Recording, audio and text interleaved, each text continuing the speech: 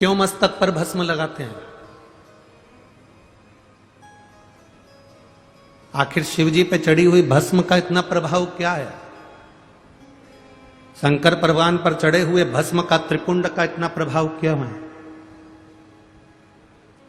लिंगायत शिव संप्रदाय के अंतर्गत मस्तक पर त्रिपुंड खींचा जाता। यहां अगर कोई लिंगायत शिव संप्रदाय के बैठे होंगे तो उनके स्मरण में होगा। लिंगायत शिव संप्रदाय के अंतर्गत मस्तक पर त्रिपुंड लगाया जाता है। उस त्रिपुंड का भाव क्या है? क्यों, किस लिए? एक कथा बड़ी सुंदर है, आप लोगों ने स्मरण में लिया होगा। दुर्वासा बाबा का जब प्रागट्य हुआ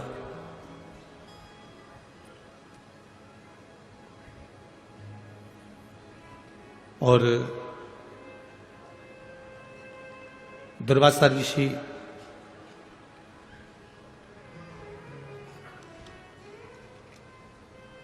कुछ अवस्था धारण करे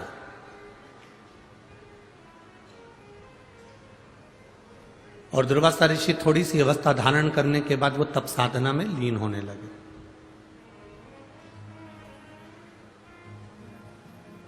जब दुर्वासा ऋषि जब तप साधना में लीन होने लगे, कुछ अवस्था उन्होंने धारण कर ली और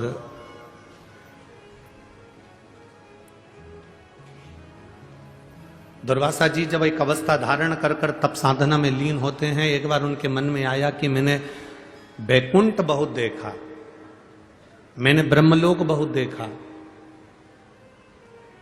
मैंने इंद्रलोक बहुत देखा, मृत्युलोक का भी मैं बहुत भ्रमण करा हूं। दुर्वासा जी के मन में एक भाव जागृत हो गया कि मैंने सारे लोक देखे हैं, केवल एक लोक देखना रह गया है, वो है नरक लोक।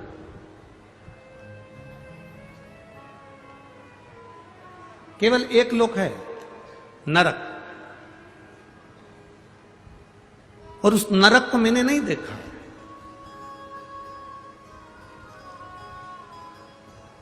मेरी जीजियों, मेरे जीजाओं, मेरी बेटियों, बेटाओं, मेरी माताओं, मेरे भाई, संत साधु गुरुजन सब इस कथा में बैठे हैं और माननीय श्री उन्मेष जी पाटिल जी सांसद महोदय इस कथा को करवा रहे हैं। बड़े ध्यान से सुनना इस कथा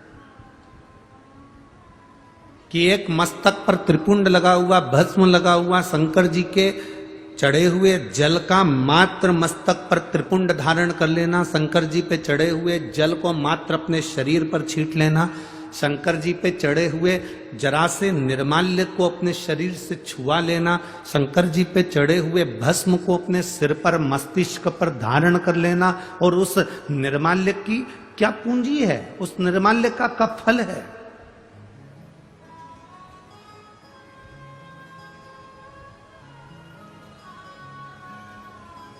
दुर्वासा जी ने विचार करा कि मैंने सब कुछ देखा, मैंने वैकुंठ देखा, इंद्रलोक देखा, ब्रह्मलोक देखा, तलातल, रसातल, मृत्युलोक सब मैंने देखा। पर दुर्वासा जी मन में सोचे कि मैंने केवल नहीं देखा तो केवल एक नरक नहीं देखा, मैंने नरक नहीं देखा, एक बार मुझे नरक देखना। और दुर्वासा जी शिव जी का पूजन करे, त्रिपुंड धारण करे, और त्रिपुंड धारण कर कर उन्हें भस्म का त्रिपुंड लगाकर और दुर्वासा जी नरक में चले गए।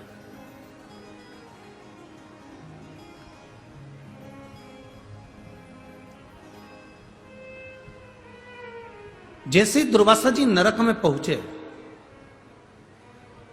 यमराज हाथ जोड़कर दुर्वासा जी का साधुवाद कर रहे हैं। प्रभु आप आए हैं, वेलकम टू नरक, आपका स्वागत है नरक के अंदर, नरक में आपका स्वागत। आओ पधारो, नरक में आइए, आप स्वर्ग में जाएंगे तो भी स्वर्ग में आपका स्वागत होगा, आप इंद्रलोक जाएंगे तो इंद्रलोक में स्वागत होगा। आप जहां जाते हैं, पृथ्वी पर आपका जन्म होता है, आप पैदा होते हो तो आपके घर के लोग नगाड़े बजाते हैं, फटाके फोड़ते हैं, आतिशबाजी छोड़ते हैं, लड्डू बढ़वाते हैं। तुम जहां जाओगे ना वहां तुम्हारा स्वागत होगा, ये निश्चित है। तुम जहां जाओगे वहां तुम्हारा स्वागत। मरोगे तो भी तुम्हारा स्वागत है। शमशान जाने से पहले ढोल नगाड़े बैंड बाजे तुम्हें सजा धजा के राम नाम, अरे बोलो बोलो जम के बोलो जरा, राम नाम सत्य है, बोलते बोलते स्वागत करते करते तुमको लेकर जाएंगे। हर जगह तुम्हारा स्वागत, जन्म में भी मृत्यु में भी, प्रत्येक जगह। स्वर्ग गए तो वहां स्वागत है, इंद्रलोक गए तो वहां स्वागत है। जहां तुम जा रहे हो वहां तुम्हारा। अब जैसे ही दुर्वासा बाबा नरक में गए तो नरक में जाते से दुर्वासा जी का स्वागत हुआ, वेलकम नरक, आओ ये नरक में आपका दरवाजा खुला है, आइए। दुर्वासा जी ने नरक में जाकर क्या देखा? कुंभीपाक नरक में पहुंचे